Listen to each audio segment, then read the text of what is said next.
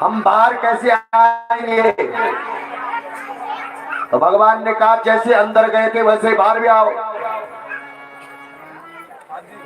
हम बाहर नहीं निकलेंगे। भगवान बोले यही तुम्हारा भ्रम है, मैं तो पहले भी था अब भी हूं।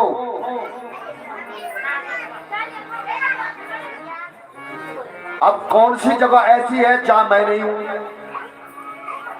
जहां तक भी आपकी दृष्टि जाती है वो मेरी ही सत्ता है।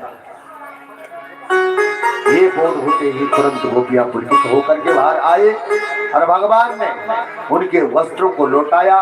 वस्त्र लौटा करके भगवान ने कहा, गोपियों से बोले कि हम तुम्हारी आराधना का हेतु जानते हैं, चिंता मत करो। आगामी शरद पूर्णिमा में तुम्हारे समस्त हेतु अवश्य पूर्ण होंगे। इसका नाम है चीर हरण। जीव आत्मा और परमात्मा के बीच में जो माया का आवरण है, जब तक वह आवरण रूप स्वरूप चीर उतरेगा नहीं, तब तक जीव को भगवान के वास्तविक स्वरूप का बोध नहीं होगा। भगवान तभी वह जान पाएगा, और जब तक बोध नहीं होगा तब तक महारास में प्रवेश नहीं हो सकता है। इसलिए चीर हरण पहले किया और तदंतर महारास में गोपियों को प्रवेश किया। सुखदेव जी कहते हैं कि परीक्षित, आज दीपावली का त्योहार है। दीपावली के दिन मां प्रातः उठते ही इंद्र पूजा के लिए घर में बड़े बड़े पकवान बन रहे हैं।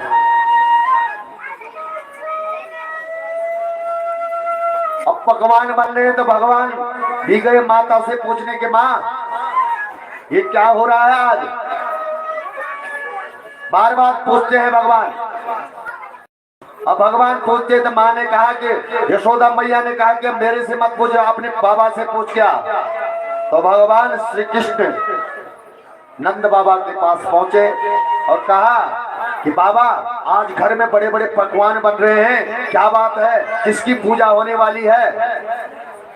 नंद बाबा बोले, बेटा हम हर साल इंद्र की पूजा करते हैं, क्योंकि इंद्र की पूजा करेंगे तो हमारे जो खेतों में बीज बोया जाता है उसके लिए इंद्र वर्षा करेंगे।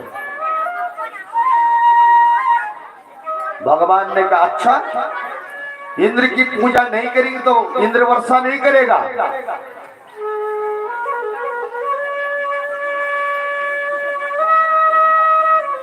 इन्हीं के लिए ये पकवान बन रहे हैं।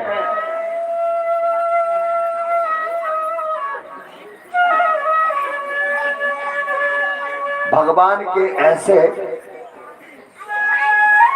वाक्य सुनकर के नंद बाबा बोले कि तेरी बातें मेरी समझ में नहीं आती, तू क्या कहना चाहता है, क्या कह रहा है?